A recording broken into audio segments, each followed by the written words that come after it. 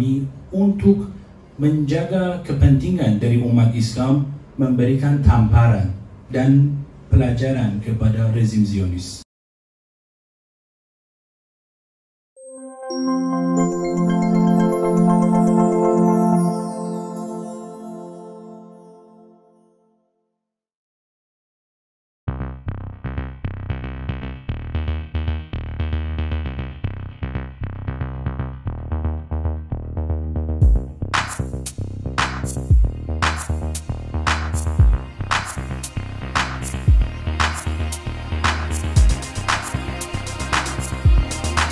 فرصت رو مغتنم می شمارم تا در جمع شما خبرنگاران عزیز اندونزیایی و غیر اندونزیایی در مورد جنگی که به کشورم به خاک، جان، ناموس و مال کشورم تحمیل شده با شما صحبت بکنم و در آخر کلامم به سوالهای شما پاسخ خواهم داد.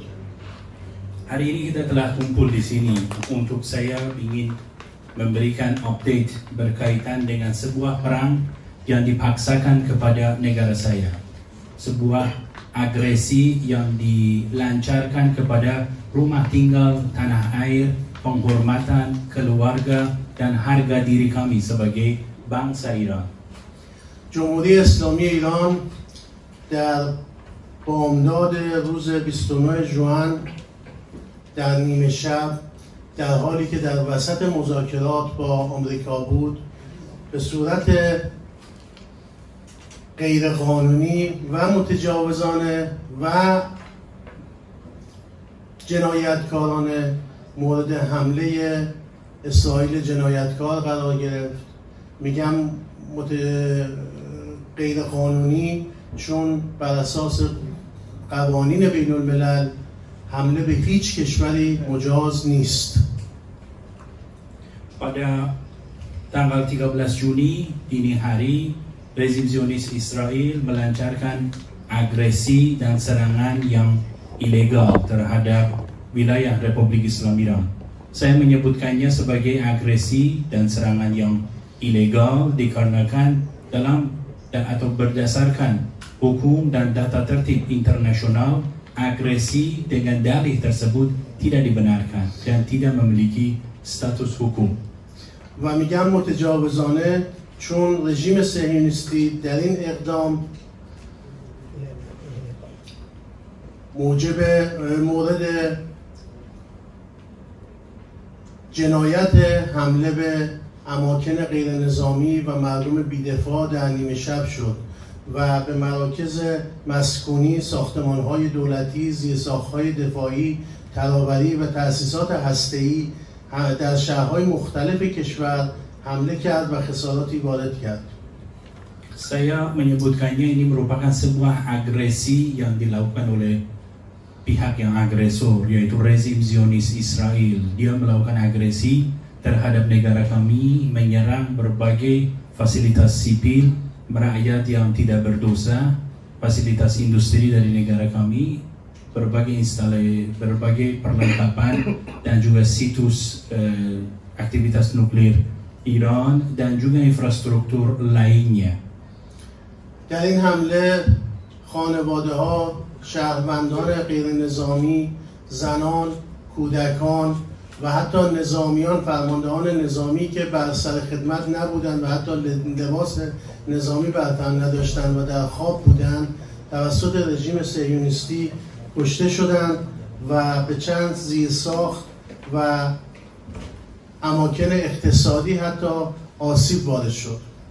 Dalam agresi ini, rezim Zionis telah menyerang keluarga dari bangsa Iran, telah menyerang kaum ibu, perempuan dan anak-anak yang tidak berdosa. Masyarakat sipil dijadikan sasaran, bahkan beberapa komandan militer pada saat mereka tidak sedang bertugas, tidak sedang menggunakan seragam, sedang beristirahat di rumah masing-masing dijadikan sasaran oleh rezim brutal Israel. این حملات در شرایطی صورت گرفت که جمهوری اسلامی ایران در فرایند مذاکرات هسته‌ای بود و و مسیر دیپلماسی و گفتگو را در پیش گرفته بود. اکنون با شرایط رقم خورده ادامه مذاکرات هسته‌ای توجیه عقلانی ندارد و مقصر قطع مذاکرات رژیمی است که جنگ تجاوزکارانه خود را به جمهوری اسلامی ایران تحمیل کرد. Tentu saja negosiasi ini penyerangan ini dilakukan pada saat Iran sedang melakukan negosiasi dengan negara-negara dari Barat dan sedang bernegosiasi dengan Amerika Serikat. Tentu saja dalam kondisi seperti ini melanjutkan negosiasi tidak memiliki kedudukan rasional lagi dan ini merupakan sebuah hal yang tidak bisa dilanjutkan. پس از حملات متجاوزانه رژیم صهیونیستی به خاک ایران، جمهوری اسلامی ایران در راستای اصل دفاع از خود مجموعه‌ای از تدابیر از جمله پاسخ موشکی به مقرهای نظامی رژیم و متقابلا هم حمله به تأسیسات اقتصادی را اتخاذ و عملیاتی کرد.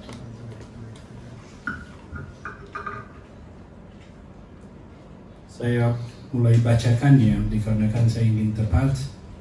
Hazrat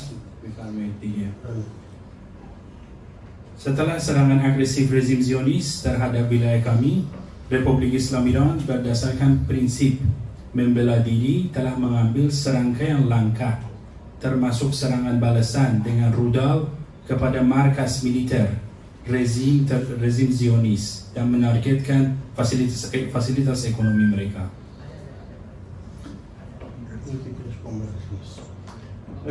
پاسخ ایران هماهنگ و همسو با حملات رژیم صهیونیستی بوده است. یعنی شب اول که رژیم صهیونیستی به تأسیسات نظامی ما حمله کرد، فردای اون روز و همان شب جمهوری اسلامی ایران به تأسیسات نظامی رژیم صهیونیستی حمله کرد و از فردا که به تأسیسات اقتصادی حمله ور شد، جمهوری اسلامی ایران همسوی با او به تأسیسات اقتصادی رژیم صهیونیستی نیز متقابلا حملاتی را اتخاذ کرد. Aksi balasan dari Iran disesuaikan dan proporsional berdasarkan agresi yang dilakukan oleh rezim Zionis terhadap negara kami. Apabila mereka menyerang situs militer dan fasilitas militer negara kami, maka pembalasan kami adalah sama dan serupa terhadap fasilitas militer mereka. Mereka lanjutkan agresinya dan penyerangannya terhadap fasilitas ekonomi. Kami melakukan pembalasan terhadap fasilitas dan situs ekonomi dari rezim Zionis dan selalu kami menjaga proporsionalitas dari agresi, dari pembalasan agresi terhadap rezim ini. رژیم صهیونیستی به هیچ یک از قوانین بین المللی پایبند نبوده و نیست. رژیم صهیونیستی تنها کشوری است که تا الان به تمامی همسایگان خودش حمله کرده. در طول چند سال گذشته بیش از 20 جنگ بزرگ در منطقه به راه انداخته و حتی از خط قرمزهای بین المللی مثل حمله به تأسیسات هسته‌ای هم رد شده و به تأسیسات هسته‌ای ما هم حمله کرد.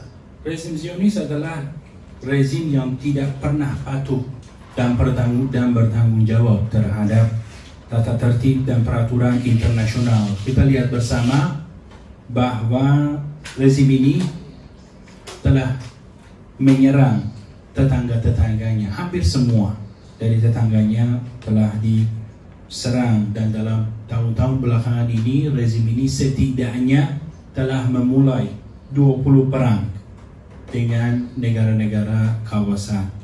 Dan jika kami saksikan, rezim ini telah melewati batasan maupun garis-garis merah, yaitu tidak diperbolehkannya melakukan agresi terhadap fasilitas nuklir, di mana rezim ini melakukannya terhadap negara kami. رژیم صهیونیستی تجاوز نظامی خود را تحت عنوان دفاع پیشدستانه با هدف جلوگیری از تهدید قریب الوقوع ایران توجیه می‌کند. این در حالی است که چنین مفهومی در قاموس مفاهیم حقوق بین الملل و منشور ملل متحد پذیرفته نیست و نقض آشکار اصل منع توسل به زور در بند 4 ماده 2 منشور است و در این شرایط Rezim Zionis membenarkan serangan militernya dengan dalih pertahanan untuk mencegah dan melakukan pencegahan pertahanan yang dilakukan untuk mencegah sebuah aksi selanjutan dan klaim untuk mencegah ancaman yang segera terjadi. Namun konsep seperti ini tidak diterima dan tidak memiliki tempat dalam kerangka hukum internasional dan piagam PBB serta merupakan pelanggaran jelas terhadap prinsip larangan penggunaan kekerasan dalam pasal 2 piagam 4 Perserikatan Bangsa-Bangsa. Republik Islam Iran tentu berdasarkan pasal 51 dari piagam PBB memiliki hak untuk membela diri. این در حالی است که جمهوری اسلامی ایران به موجب ماده 51 منشور ملل متحد حق دفاع ذاتی از خود را دارد و به تعبیر دیگر حمله مسلحانه و غیرقانونی رژیم صهیونیستی به جمهوری اسلامی ایران حمله به کل منظومه سازمان ملل متحد و تهدیدی جدی علیه صلح و امنیت بین المللی است و بر همین اساس شورای امنیت سازمان ملل مکلف به ورود به این موضوع با هدف توقف تجاوز است. Tentu saya ulangi kembali, Republik Islam Iran berdasarkan piagam Perserikatan Bangsa-Bangsa pasal nomor 51 memiliki hak untuk membela dirinya, dan tentu saja serangan yang terjadi terhadap Iran bukan hanya serangan terhadap negara kami, tetapi juga serangan terhadap seluruh sistem dari Perserikatan Bangsa-Bangsa dan ancaman serius terhadap perdamaian dan keamanan internasional. Untuk itu, Dewan Keamanan PBB wajib turun tangan dan mengambil langkah-langkah yang diperlukan untuk menghentikan agresi ini. همچنین تجاوز رژیم صهیونیستی به خاک ایران را باید در تصویر بزرگتر و در ادامه قانون شکنی و هنجار شکنی 8 دهه‌ای این رژیم اشغالگر در اراضی فلسطین، غزه و لبنان دید که مبین نقض متمادی حقوق و هنجارهای بین المللی و منشور ملل متحد شامل حقوق بشردوستانه و حقوق بشر بوده است. Agresi rezim Zionis terhadap wilayah Iran harus dilihat dalam konteks yang lebih luas, yaitu sebagai bagian dari pelanggaran hukum dan norma selama beberapa dekade oleh rezim pendudukan di wilayah Palestina, Gaza, dan Lebanon. Tindakan-tindakan ini mencerminkan pelanggaran berulang terhadap hukum dan norma internasional, termasuk hukum humaniter dan juga hak asasi manusia. تجاوز به ملت و تمامیت اراضی ایران نخستین اقدام تجاوزکارانه این رژیم اشغالگر نبوده و آخرین مورد آن نیز نخواهد بود. تمامی ملل مسلمان جهان لازم است که هوشیار باشند که رژیم صهیونیستی با تفرقه میان مسلمانان به دنبال تحقق آرمان سرزمین موعود خود از طریق نابودی کشورهای پیرامونی خود و نسل‌کشی مسلمانان است.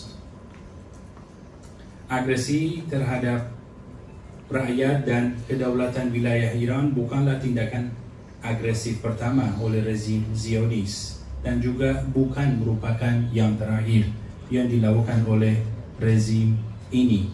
Seluruh umat muslim harus waspada bahwa rezim Zionis dengan memecah belah umat Islam berupaya mewujudkan ambisi ekspansionisnya yang melalui penghancuran negara-negara tetangga dan genosida terhadap umat muslim. این گستاخی و جنگ طلبی رژیم صهیونیستی فقط اثرش در منطقه نیست و فقط در منطقه خلیج فارس دارای آثار بی‌ثباتی نخواهد بود.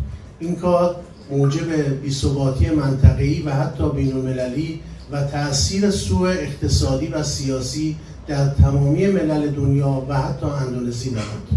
Saya berasa nekatnya rezim Zionis Israel terhadap negara kami pengaruhnya tidak hanya terhadap Iran maupun kawasan, tetapi pengaruhnya akan meluas melampaui kawasan kami, dan seluruh negara dunia akan merasakan pengaruh dari agresi yang dilakukan oleh rezim Zionis ini. این رژیم حتی به تأسیسات نفتی ایران در حاشیه خلیج فارس هم حمله کرد و تلاش کرد تا جنگ را به خلیج فارس بکشاند. کشاندن صحنه درگیری به منطقه خلیج فارس یک اشتباه بزرگ راهبردی است که احتمالاً با قصد و با نیت خاصی صورت می‌گیرد و هدف آن کشاندن جنگ به فراتر از خاک ایران است. منطقه خلیج فارس منطقه بسیار و حساس و پیچیده است و هر گونه تحول نظامی در آن می‌تواند کل منطقه و بلکه کل جهان را درگیر کند. Memindahkan medan pertempuran ke wilayah Teluk Persia oleh rezim Zionis adalah kesalahan strategis besar yang mungkin dilakukan dengan sengaja dengan tujuan memperluaskan perang melampaui wilayah Iran. Teluk Persia adalah wilayah yang sangat sensitif dan kompleks dan setiap perubahan militer di sana dapat melibatkan seluruh wilayah bahkan dunia. Rezim Zionis telah memulai aksi ini sejak kemarin dan kami berharap komunitas internasional segera bertindak untuk menghentikan kejahatan dan agresi ini.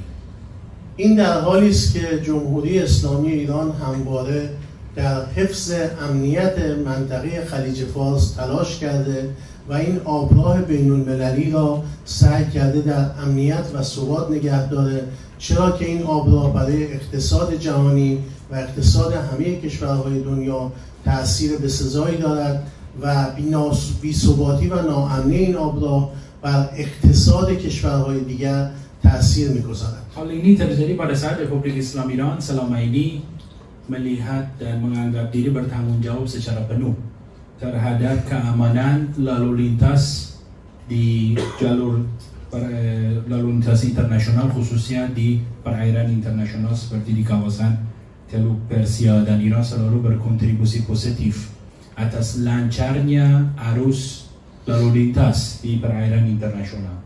و از این منظر نیز جامعه بین المللی باید هر چه زودتر اقدام متجاوزانه رژیم صهیونیستی را متوقف و این رژیم جنگ طلب را مجبور به جلوگیری از اقدامات بی‌ثبات سازش در منطقه بکند، چرا که اقدامات این رژیم نه تنها همسایگان و نه تنها منطقه بلکه کل جهان رو با خطر بی‌ثباتی و مشکلات اقتصادی مواجه کرده است. Dan untuk itu negara-negara dunia harus segera bertindak untuk menghentikan agresi jahat dan brutal yang dilakukan oleh rezim Zionis terhadap negara kami, dikarenakan ini merupakan hal dan penyerangan terhadap dunia internasional dan kita semua akan merasakan akibat dari hal ilegal yang dilakukan oleh rezim ini, dan tentu ini terjadi dikarenakan ketidakstabilan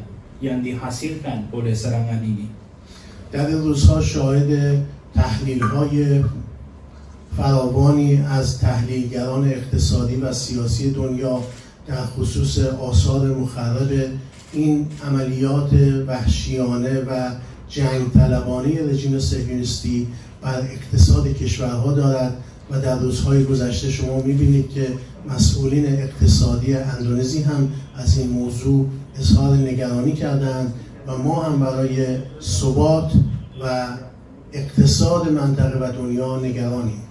Tentu saja dalam hari-hari belakangan ini kita semua menyaksikan para pemikir dan juga pengamat memberikan berbagai analisa berkaitan dengan pengaruhnya agresi rezim Zionis Israel dan agresi brutal dari rezim ini terhadap perekonomian dunia yang mana sangat mempengaruhi, dan kita juga mendengar berbagai pejabat tinggi dari Republik Indonesia menjelaskan dan memberitahukan berkaitan dengan kemungkinan dampak ekonomi yang dirasakan oleh negara tercinta ini dikarenakan agresi yang dilakukan oleh rezim Zionis Israel.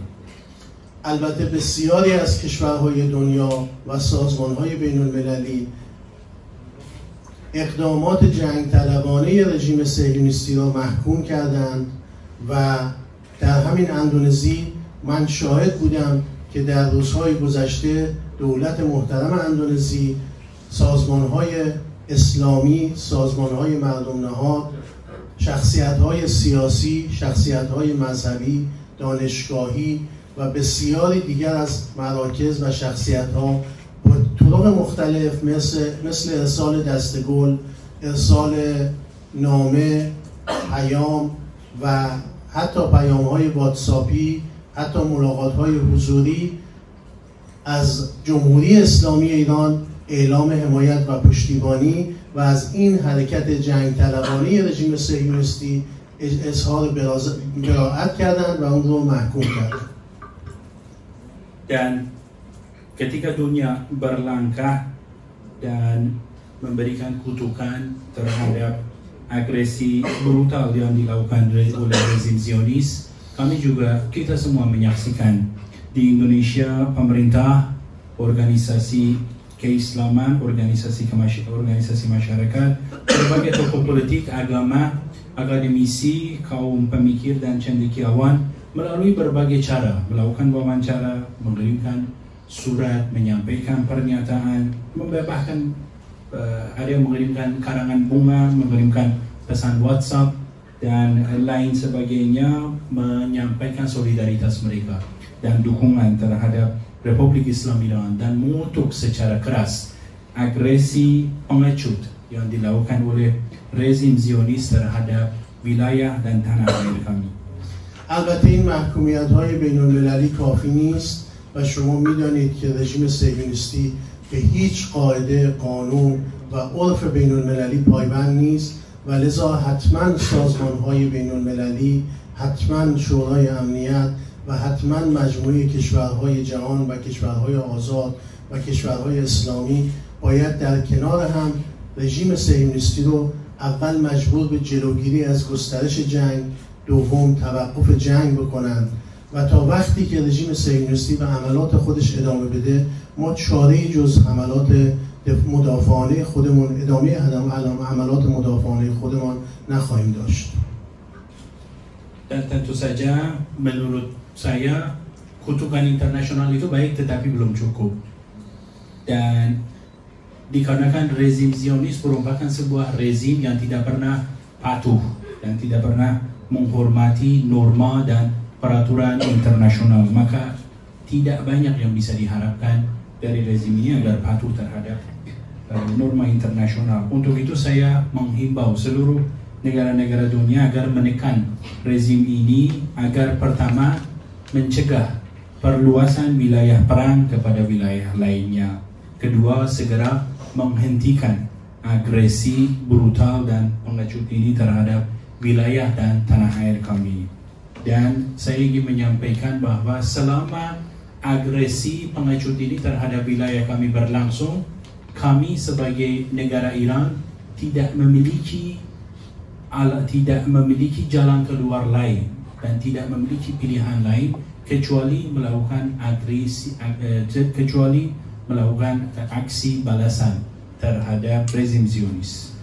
ما از رسانه‌های محترم اندونزی که همواره پشتیبان ما بودند و همواره در سمت درست تاریخ ایستادند هم تشکر می‌کنیم، هم انتظار داریم که در راستای حمایت از صلح و حاکمیت قانون و همچنین پایان بخشیدن به جنایت‌های چند دهه‌ای رژیم صهیونیستی علیه مسلمانان و منطقه اقدام کنند و انعکاسی از همدردی جوامع مسلمانان نسبت به رفتار رژیم متجاوز باشند.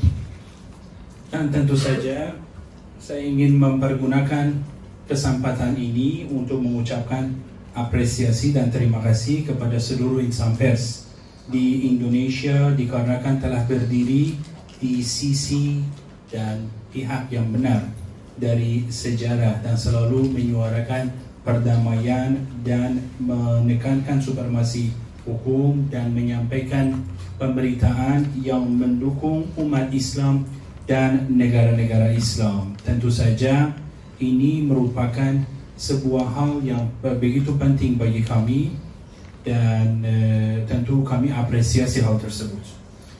به نظر ما این یک نقطه شرم‌آور برای کشورهای مدعی دفاع از دموکراسی و حقوق بشر است که در شرایط کنونی که همه کشورها نسبت به عملیات و تجاوز رژیم صهیونیستی موضع میگیرند، بعضی از کشورها نه تنها موضع نمیگیرند بلکه برای این رژیم اشغالگر، برای اشغالگری و کودک کشی او به او حق میدهند.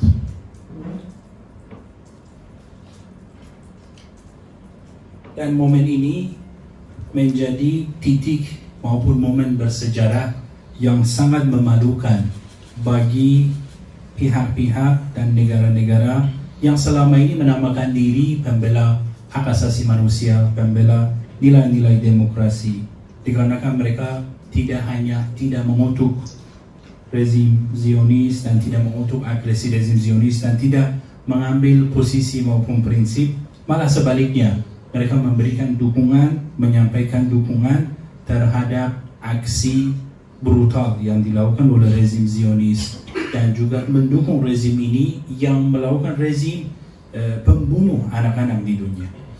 ما همچنان آماده دریافت نظرات و پشتیبانی‌های حق طلبان اندونزیایی، هم از مقامات سیاسی، مقامات مذهبی، سازمان‌های مذهبی و اسلامی و غیر اسلامی، خبرنگاران، متفکران، دانشگاهیان و سایر شخصیت‌ها هستیم و سفارت ما آماده است که این بیانیه‌ها و موضع‌گیری‌ها رو دریافت بکنه و این قطعاً قوت قلبی برای ملت ایران خواهد بود که در این جنگ نابرابر بتونن بدانند که برادران و خواهران خودشون در اندونزی پشتیبان اونها هستند و از اونها حمایت میکنن. Dan kami di Kedutaan Besar Republik Islam Iran siap untuk menerima pandangan, statement, arahan dan juga pembicaraan yang dilakukan oleh berbagai elemen dari Indonesia. Kami siap menerima pernyataan dari Indonesia, yaitu pejabat politik, pemerintahan, organisasi masyarakat, organisasi Islam, para cendekiawan, pemikir, akademisi, tokoh masyarakat, tokoh sosial, budaya, dan lainnya. Tentu pernyataan-pernyataan ini bukan hal sederhana dan merupakan hal yang sangat penting bagi bangsa Iran, khususnya menguatkan batin mereka, apalagi dalam kondisi yang sulit ini, yang mana Iran sedang berhadapan dengan sebuah perang yang tidak seimbang. خیلی از من سوال میکنن که شما آیا همچنان به دفاع خودتون و حمله به مراکز رژیم صهیونیستی ادامه میدهید یا نه؟ بارها گفتم ایران غزه نیست که شما به زنان و کودکانی که گرسنه نگه داشتید حمله کنید و اونها توان دفاع نداشته باشند. ایران یک کشور قدرتمند است و ما تا وقتی که احساس حمله بکنیم و تا وقتی که به ما حمله بشه قدرتمندانه جواب میدیم و الان روزیه که دل مظلومانی که توی کشورهای پیرامونی رژیم صهیونیستی مثل فلسطین و غزه، لبنان و سایر کشورها از این رژیم آسیب دیدند و توان نظامی کافی برای پاسخدهی به این رژیم رو نداشتند، دلشون شاد شده و ما خوشحالیم که نه تنها از کشورمون دفاع میکنیم بلکه به نفع کشورهای اسلامی و منطقه رژیم رو تنبیه میکنیم.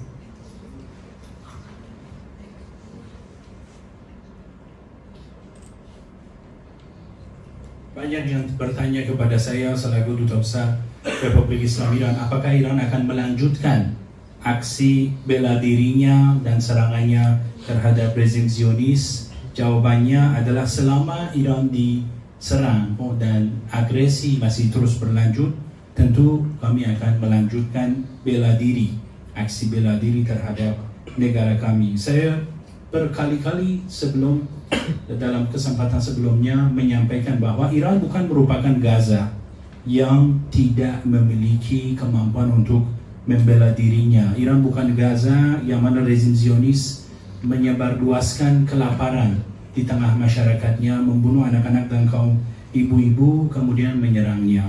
Iran bukanlah juga negara yang tidak memiliki kekuatan.